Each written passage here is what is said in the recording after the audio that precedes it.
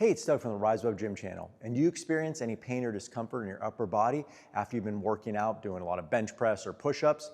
Well, you should probably do some of these physical therapy exercises, and that'll help you, and you'll be able to lift a lot longer, be a lot safer, and feel a lot better. Let's check them out. I'm continuing a series of rehab exercises or physical therapy exercises that you should probably do within your workouts all the time. So a lot of people will get injured and go to PT and work on their rotator cuff or pecs. And then once they feel good, they stop and they go back to doing what they're doing. And then maybe over time they start feeling a little bit worse or they feel the old injury creeping back up. So I did one on the lower body. If you didn't see that one, shame on you. If you want to see that one, I'll put it up in the card up here. So today I have 5 plus a bonus essential rehab or physical therapy exercises that you can do for your upper body all the time. So the first one is to maintain shoulder mobility. Now mobility is just moving the shoulder joint through various ranges of motion. You can do this in a bunch of ways.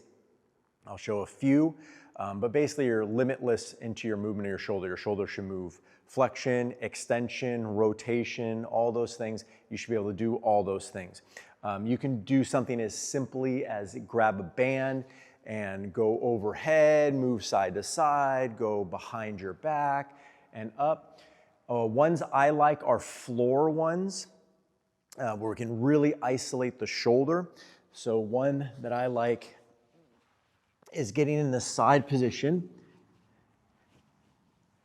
holding down here, and then you can just reach behind you. The reason why I hold is so I don't roll my hip, I pull my hip down, and you can just reach behind you, change various angles, try to open up and get further as you get along.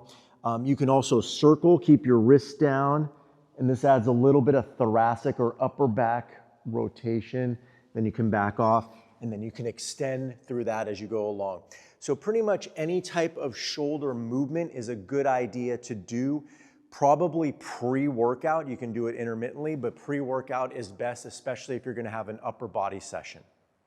The other rehab or PT exercise we want to do next are scapular retractions. It's just a fancy term for pulling the shoulder blades together and being able to do that. For some reason, it's a common thing for people not to be able to do that. I think it's because of all the flexion we do all day long, whether it's our workouts ourselves with like bench press or push-ups, or also desk work or video games. It pulls everything forward and we're not able to contract those scapular or shoulder blade muscles to retract the shoulders and get us into good posture and a good function.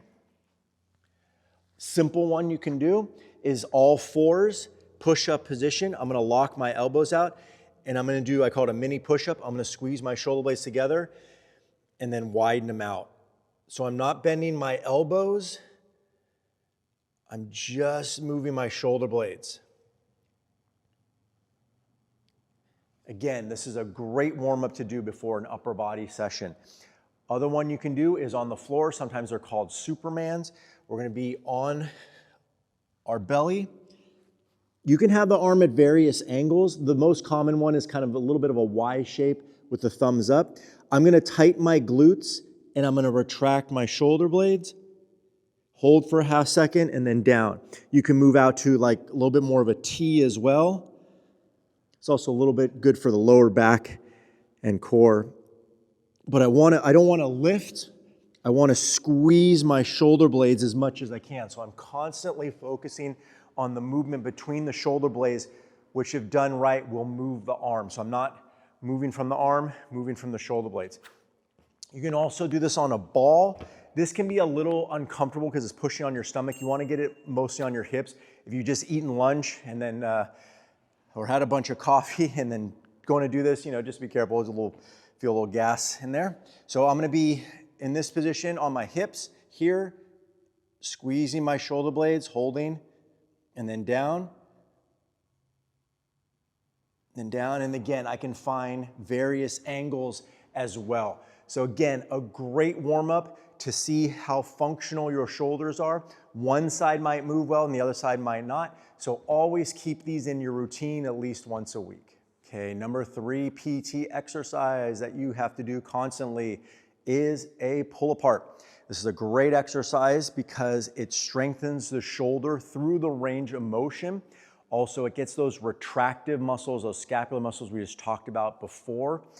What we're gonna do is we're gonna grip a band, wrists straight, shoulders down, and then I wanna just think about squeezing my shoulder blades. I'm not pulling and leveraging with my arms. I'm squeezing my back until I get all the way to my chest, and then I want to eccentrically or control back. I see a lot of people leverage and go fast with these. It works, but not as well if you want to really isolate. Time under tension, nice and slow, and you can kind of really feel what's going on in your body. So I prefer this type of speed. So again, I drop my shoulders. I'm constantly just squeezing, controlling back, a little half-second reset, squeeze, squeeze, squeeze instead of pull. So squeezing my shoulder blades, and then slowly going back.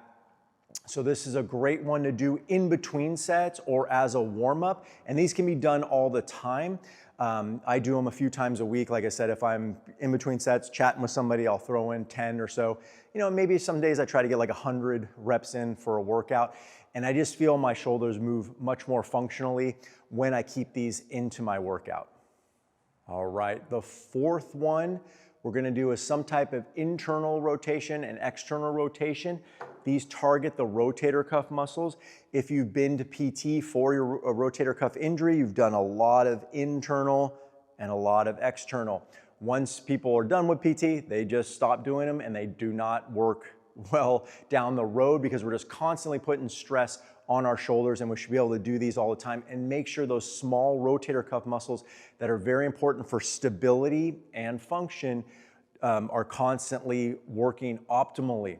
So these respond well to more higher reps. I like kind of slow too with these strength ones, and I like bands because bands, the tension increases. So internal rotation, I'll hug in and I'm gonna go out. I wanna isolate, so I don't need a heavy band. I wanna make sure I keep my elbow tucked as much as I can. I hug in and out, keeping my shoulder down. Again, I'm not letting my elbow go away from me. I'm keeping it tucked. I hold for a half second out here, squeeze in, hold for a half second in here. So that's internal rotation.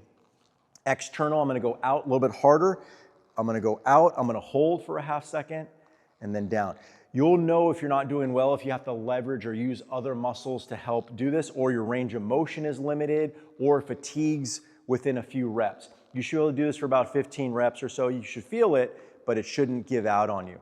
And there's a bunch of other ways you can do things. You can go forward, you can go backwards, which is a little bit harder, and rotate.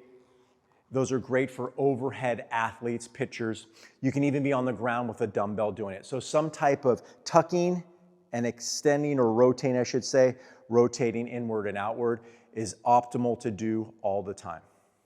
One that is really overlooked is pec stretching.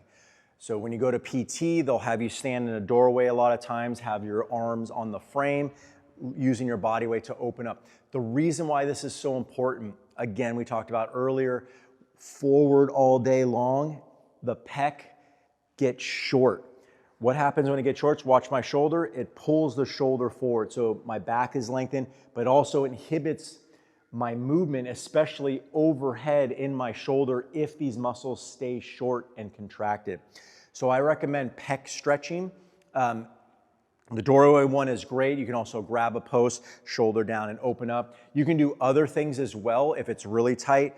You can use this like a PVC pipe to open up, pushing back. This gets a little bit of shoulder, but I'm opening up my chest. I'm pushing my chest forward as I'm moving my shoulder back. You can change angles. That's why I kind of like this. I can change angles. I can go here. I can bend my elbow and open up. But I want to try to open up that pec as much as I can. A heavy band works well too, or a cable machine at the gym. And just be careful, but I'm just going to open up. I'm going to create a little bit of tension, and then I'm going to back off and open up my chest. Create a little bit of tension. That's why I like the band a little bit better than the machine for this one. And I'm just going to open up my chest and then hold. I don't want a lot of pain, I don't want a lot of discomfort, but I just want that stretch in there to open up. This is a great one to do before and after your workout. So just to make sure that after you've done, let's say, a heavy pressing day with push-ups or chest presses or dumbbell presses, get these back to neutral. And then you'll feel optimal, and you probably will be able to, kind of keep your shoulders happy and healthy. So lastly, I'm gonna give you a bonus one if you can do this, just because it's a little bit more challenging. And it's called Perturbations, which are basically vibration training for the upper body. And the reason why we wanna do that is because we talked about the rotator cuff functionality of moving the shoulder kind of internally, up, back, but it also has a purpose of stability. So when kind of one muscle is generally functioning to perform something, the other muscles must stabilize, because the shoulder is not really in a fixed socket, it floats around. So the only thing really attaching it are the tendons and the muscles that kind of keep it together. So you have to have them, one, strong and then working optimally if you're gonna start throwing overhead or doing ballistic movement in the upper body. So perturbations are just getting those oscillations and training those muscles to stabilize. I like this body blade. It's kind of like a 1990s aerobic phase, but it works really well. So I just kind of create little oscillations here. And the nice thing is I can go at any angle. I can go down, I can go here and out. There's other types of equipment that do this type of thing as well. So you can find that. You can also grab a medicine ball and put your hand on the ball, like a light ball that's squishy, and have someone push your arm around. So get a gym buddy to help you out with that. I just don't have that here with me today, or I would show you. But anyway, so any type of movement to kind of get the muscle to stabilize and just make small little movements are great for the rotator cuff to stabilize the shoulder and keep your upper body healthy. 5. So there you have it, the 5 with a bonus, essential rehab physical therapy exercise that you should do constantly for your upper body to maintain optimal movement, strength, and health. So I hope you liked the video. If you like it, please like it down below. If you have any questions, put them down below, or if you have any topics for future videos to help you out, please put that down below. I'm more than happy to help you out, and this is what I like to do. Also consider subscribing. I try to put a new video out every week. Thanks again for watching. Get your shoulders healthy, and we'll see you next time.